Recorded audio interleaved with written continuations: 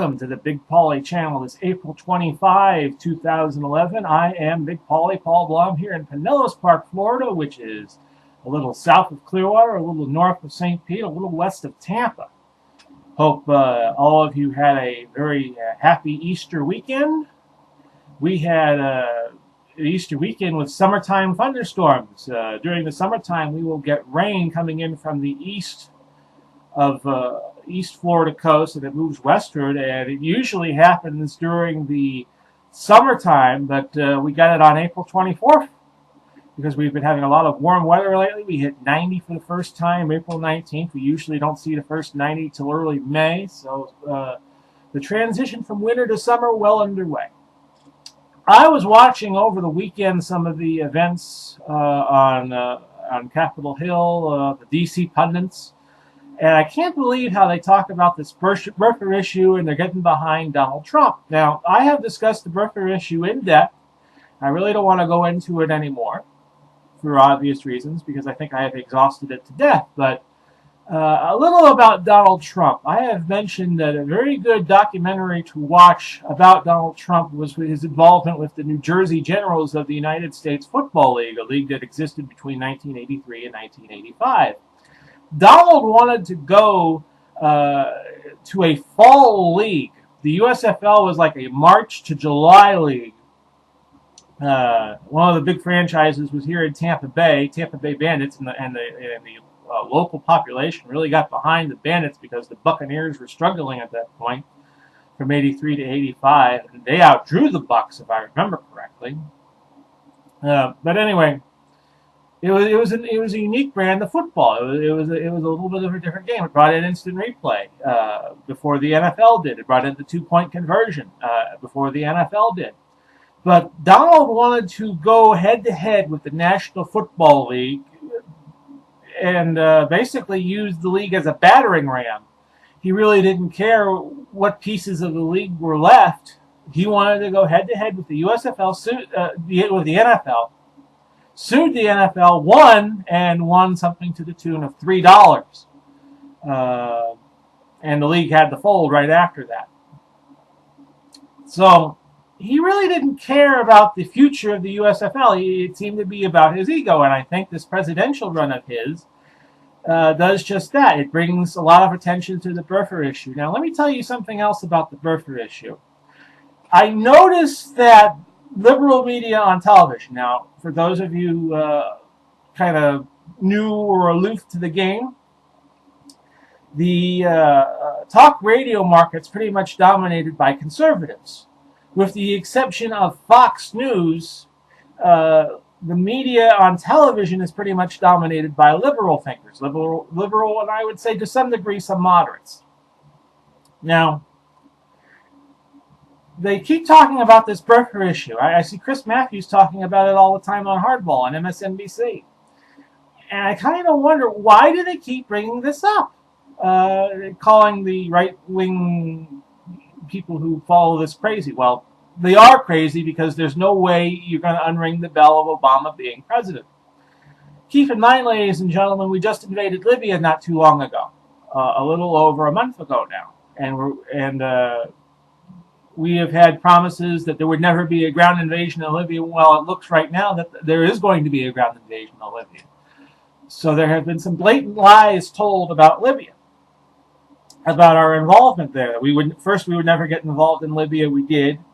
Then the ground invasion, which looks like is going to take place now, we were told at one point, well, we'll never put boots on the ground. Of course, we are putting boots on. It's all 1984-ish to me. You know, they say the war doesn't exist, but the war goes on. Now, my problem with Obama is that he blatantly, in my opinion, went around Congress to do this, which is not even George W. Bush did this in 2003 with Iraq, as you'll recall. Congress did kind of give their green light on it.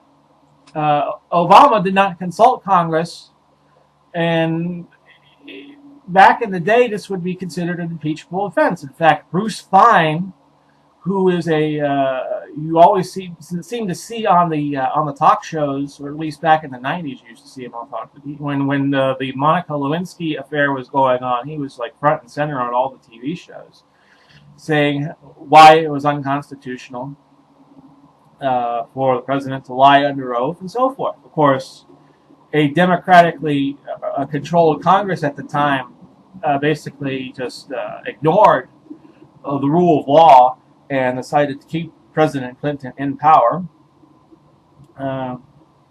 And a lot of people think 9/11 was the fall of society. I think kind of may have happened 3 years earlier. That, the 2000 elections, the 9/11 attacks, the invasion of Iraq in 2003, even though they had never done anything to us.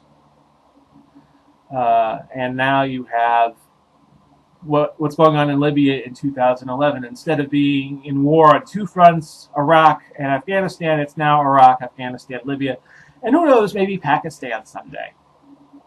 But anyway, I always thought that there should be a movement to bring impeachment proceedings against Obama on Libya. And you notice that that's not being talked about at all. It's all Burfer, Burfer, Burfer, Burfer, Burfer. You really think that the people who put Obama in power are going just to say, you're right. He might not have been born in the United States. He might have lost his citizenship somewhere along the line in his life, and we shouldn't let him be president anymore. You really think they're going to do that? Come on. I sometimes get mad at some of the conspiracy-driven talk show hosts, like Alex Jones, for chiding their listeners and pointing out how stupid they are, which to me is just defeats its own purpose. I think that you have to inform the public as to why you believe things are the way you see them. To put them down like Alex Jones and Mark Dice, who is another frequent guest of his frequent guest on his show, I don't think is the right course of action. You can't belittle the people you were trying to educate. You can't say you don't know what 2 + 2 is, so you're stupid. You have to explain to them why things are the way they are.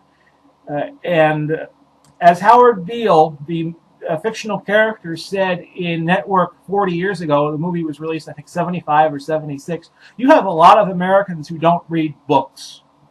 And you had a lot of people who weren't reading books 40 years ago. How few people read books now? There are a lot of, as Howard Beale said, there's a lot of things wrong with America. And education's one of them, unfortunately. But you don't belittle the people you are trying to educate. You educate them, plain and simple. Even if they don't want to take it, you just got to point it out day by day. This is where they're wrong. So what we saw this weekend and what we're seeing up in Washington, D.C. is the usual sleight of hand. Nothing more, nothing less. It's almost election season. You have candidates already lining up for the 2012 presidential elections, looking to be the man, taking the oath of office on January 20th, 2013. The phrase I was thinking of Howard Beale was, "We're in a lot of trouble." That's what I was thinking of. See, I knew it would pop into my mind sooner or later. So anyway, I have now rambled on for about 9 minutes. This has been the Big Pauly Channel's video blog, April 25, 2011. Hope you all have a pleasant day, no matter what day you see this. Bye-bye.